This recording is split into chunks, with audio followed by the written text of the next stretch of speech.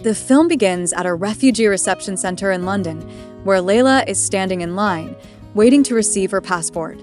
The center's manager enters and takes her to his office. Layla tells the officer that she originally has British citizenship but spent 12 years living in Morocco before moving to Ethiopia, where she stayed until she migrated to London. She expresses her desire to return to Ethiopia, but the manager tells her that it is not possible because the country is in crisis and chaos. At this moment, Layla recalls a memory from her past. When she was 7 years old, her parents took her to a temple to meet a pious man named Abdul. However, they abandoned her there, promising they would return soon. Coming back to the present, the center's manager informs Layla that when she was a child, her parents had applied for a passport for her, but they never received it. Since she is a British citizen, her situation is different from that of other refugees. Therefore, the manager issues her a new passport and grants her all the rights and privileges of a British citizen. Afterward, she joins the other refugees in temporary housing. A woman explains to them that the next day, a list of those who will be granted permanent residency will be posted on the wall. The rest of the refugees will be forced to live in camps. At that moment, Layla remembers when she traveled from Morocco to Ethiopia to teach children the Quran. However, the village sheikh refused to accept her because she was a woman. In these circumstances, Gitch, the sheikh's wife, helped her and took her to her friend Nuria's house, where Layla was allowed to stay in exchange for money. Back in the present, Layla realizes that she is the only one who has been granted permanent housing by the government.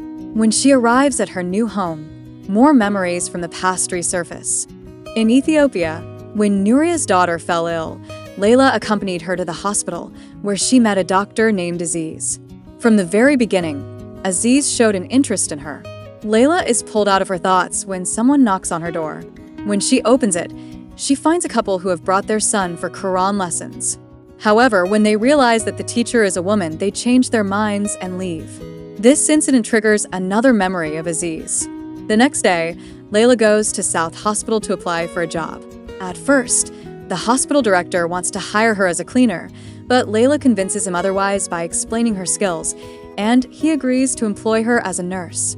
On her way home, she sees a woman named Amene going into labor on the steps of the building where Layla lives.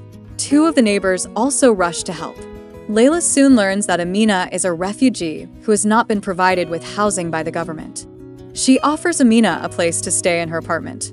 That night, Layla remembers how Aziz fulfilled her wish by taking her to the riverside, a place she had always dreamed of visiting. The next day, after finishing work, Layla puts up a photo of Aziz in the hospital with a note that reads, "Missing. If anyone knows him, please contact me." Then, she goes to the hospital's medicine room and takes some milk and medicine for Amene's newborn baby. Just before she leaves, she runs into a doctor named Ruben, who is sitting in the room reading. When Layla tries to explain that she is taking the medicine for someone in need, Ruben believes her without question and even gives her more supplies. When Layla returns home, she finds that the neighbors have gathered in her apartment to help Amene and her baby. This makes her happy. Amene, feeling embarrassed, apologizes to Layla for making a mess of her home and says she plans to leave with her children soon. However, Layla insists that she stay so they can live together and not be alone.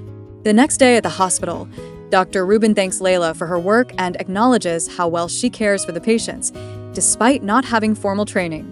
At that moment, from the corner of her eye, Layla sees a man walking toward the elevator. She thinks to herself, could it be Aziz? She calls out his name loudly and runs after him. But when she reaches him, she realizes she was mistaken. The man only resembles Aziz. This incident triggers another flashback. In this memory, Layla is sitting with Aziz and his friends as they discuss political issues and a military coup being carried out against their country's king. During the conversation, Aziz and one of his friends strongly disagree, and their argument intensifies. Unable to continue the discussion, Aziz leaves in frustration, and Layla follows him outside. At that moment, Aziz confesses his feelings to Layla and tells her that he has fallen in love with her. Layla, in turn, reveals her own feelings, admitting that she feels the same way. After returning home, Layla tells Amene what happened. She explains how the man resembled Aziz so much that she instinctively ran after him, only to be disappointed when she realized it wasn't him. She then shows Amene a photo of Aziz and asks if she recognizes him, but Amene replies that she has never seen him before. The next day, as Layla walks through the streets of London, she notices many refugees pasting pictures of their missing loved ones on the walls. At this moment, it becomes clear that most of them have migrated due to the civil war in their homeland. Upon arriving at the hospital, Layla takes a break in the hospital garden. Dr. Rubin approaches her and playfully remarks that this is his favorite spot and that he comes here every morning to sit. Although his tone is lighthearted, Layla does not respond to his jokes. Instead, she quietly leaves, not allowing the conversation to develop further. Later that evening, after returning home, Layla and Amene prepare dinner together and tidy up the house. While working, Layla talks about the man who raised her. She tells Amene that after her biological parents abandoned her in Morocco, they left her in the care of Abdul. He took her in as his own daughter, raising her while teaching her the Quran, astronomy, and mathematics. At that moment, Amene tells Layla that she has heard rumors about her past among the refugees. She explains that some people say Layla's real father was involved in drug trafficking and that her mother owned an opium farm. According to these rumors, her parents abandoned her to protect her from rival trafficking groups. In the next scene, Amene informs Layla that she has found a part-time job that requires her to work 3 days a week. She explains that she intends to gradually find more work until she can afford to rent her own home and move out so as not to burden Layla any longer. She then shares details about her past life with her husband. Amene recounts that her husband was an agricultural engineer and they had a very good life together. However, everything changed when he started attending political meetings. Eventually, he became involved in the revolutions and protests against the country's king. Amene tried multiple times to convince him to stop, but he never listened to her. In the end, he was killed by the king's military forces. Layla then recalls the year 1974, when the people succeeded in overthrowing the king. However, after his removal, the military temporarily took control until a new king was chosen. The country descended into chaos, and the army began arresting anyone who opposed them.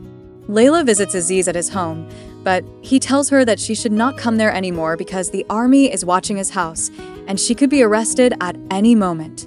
At that moment, Aziz asks Layla to spend an entire day with him. Layla agrees, and they plan to meet the following day. Back in the present, Layla returns home and finds that Amene has bought her a gift, a few pieces of furniture that she purchased with her first paycheck. She gives them to Layla as a token of gratitude for all the help she has provided to her and her children. Later that night, while Layla is asleep, she suddenly wakes up, feeling as if she has heard a noise coming from the bathroom. When she goes to check, she finds Amene sitting in the bathtub, crying uncontrollably. Through her tears, Amene tells Layla that she still cannot come to terms with everything that has happened to her. She explains that she lost her husband suddenly and now finds herself as nothing more than a refugee in a foreign country. Layla tries to comfort her, but at that moment, Amene reveals a devastating truth. She confesses that she lived in a refugee camp for 8 months and was assaulted there. Her youngest daughter, Sita, is the result of that assault. Layla is shocked by this revelation, but she gently tells Amene that she must leave the past behind and focus on living for her children. She urges Amene to start a new life. The next day, Amene goes to work and Layla begins her shift at the hospital. After finishing her work, she visits Amene and learns that she is considering setting up an office to register refugee information. Amene explains that her goal is to collect records of all the refugees who have fled their countries so that they can reconnect with their lost family members. Layla is impressed by the idea and encourages Amene to pursue it. At that moment, another memory from Layla's past resurfaces. She remembers the day she went to meet Aziz to spend the day they had planned together. That day, Layla revealed another secret to Aziz. She told him, "I have only drunk alcohol once in my life." This happened when she was still under the care of her biological parents, as they were not Muslim. But after Abdul raised her, she embraced his faith and realized that drinking alcohol was forbidden. Since then, she never touched it again. The scene shifts back to the present, and Layla, coming out of her memories, walks home with Amene. On the way, she stops at a restaurant to buy food and unexpectedly sees Dr. Rubin there. The moment Ruben sees Layla, he leaves the restaurant and invites her to have dinner with him, but she declines. Just then, Amene notices them and approaches to meet Ruben. She speaks to him warmly and kindly, but later, she leaves with Layla. On their way back, Amene asks Layla why she acts coldly toward Ruben. Layla replies that she doesn't know the reason herself, but something inside her keeps pushing her away from him. Amene smiles and says it's obvious that Ruben likes her. This makes Layla nervous, and she firmly responds that she belongs only to Aziz and could never think of another man. When they arrive home, Layla's eyes fall upon a flyer with Amene's picture on it. The flyer states that Amene's husband is searching for her. Layla realizes that, contrary to what Amene had told her, her husband is still alive. She immediately confronts Amene about it. Amene calls Ahmed, her son, and asks him to take Sita to the neighbor's house so they don't overhear their conversation. Once Ahmed leaves, Layla asks Amene why she hid the truth. Amene explains that she believed her husband was dead, but now that she knows he is alive, she doesn't know how to face him. Layla assures her that her husband will understand and will not blame her. Eventually, Amene is convinced to tell him the truth. The next day, Amene writes a letter to her husband, asking to meet him. Meanwhile, Layla reminisces about Aziz once again. The country was in turmoil again, and Aziz told her he planned to help her escape with a group of refugees, assisted by one of his friends. He wanted to save her, but he himself would stay behind to protect those who couldn't defend themselves. At first, Layla refused, but Aziz explained that the army had spotted him, and if he stayed, he would be arrested, putting Nuria and her daughter's lives in danger. He promised that as soon as things settled down, he would leave the country and come to find her. Back in the present, Layla hears on the news that Ethiopia is suffering from famine, with over 100,000 people starving. The military is also killing innocent civilians without reason. That same night, Yusuf, Amene's husband, arrives at the house. When he sees Amene and their children, he cannot contain his emotions. When he holds Sita in his arms, he smiles and tells Amene that he will raise her as his own daughter. Amene is relieved because she was afraid her husband would reject Sita. The next day, Yusuf comes to take Amene and their children home so they can live with him again. Before leaving, he thanks Layla for everything she has done and promises to help find Aziz. As Layla says goodbye to Amene, she feels an overwhelming sense of loneliness, but she pretends to be happy. Once Amene and her family leave, Layla returns to living alone.